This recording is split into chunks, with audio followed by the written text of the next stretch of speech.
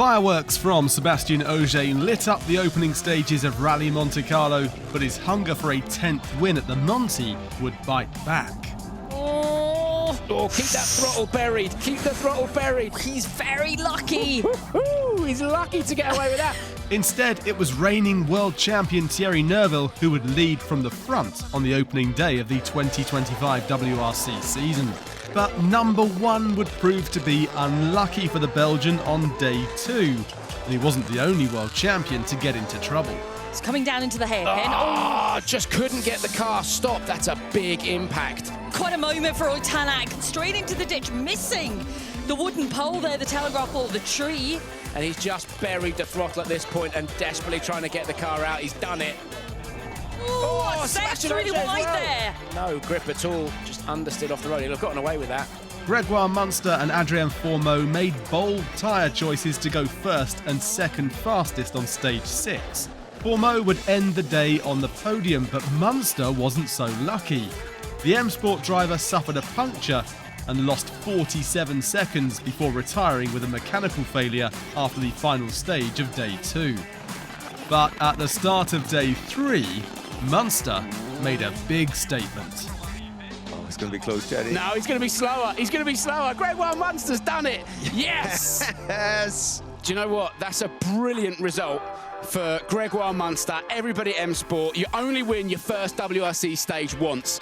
After mixed fortunes on Friday, Tanak lit the afterburners on day 3, winning 4 stages and hauling back his podium deficit to within 3 seconds, giving everything to catch second and third placed Elfyn Evans and Adrien Fourmeau, the pair duelling for second and swapping places 4 times. Meanwhile, Ogier was ultra consistent, delivering a flawless performance out front to begin the final day with a lead of 20 seconds. The final morning of action would remind us all that Rally Monte Carlo is a fickle beast. He's understeered off. There goes the back, and and she's well in there, isn't it? Oh, he's off again. This is what we were talking about. So easily done, isn't it? My goodness, Gregoire Munster. Oh no! And the final battle for victory rested on a knife edge going into the Wolf Power Stage.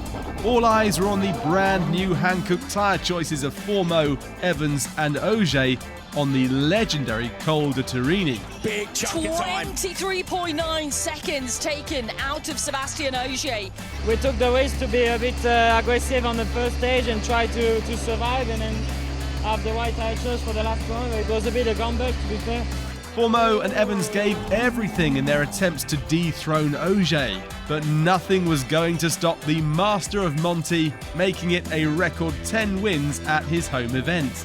Amazing scenes here. I don't know where to start. What a weekend. I think I had my lucky star with me this weekend. Must be my uncle, who lost this 1 year ago. I'm sure he was bringing me everything, and this one is fine. Ogier's historic win gives him the early lead in the fight for the championship, taking 33 points to sit ahead of second and third placed Evans and Fourmeau. Then it's Rovanperä and Tanak who round out the top 5, ahead of Neuville and Macalean. Rossell's WRC2 win puts him 8th, with Gryazin and Camilli completing the top 10.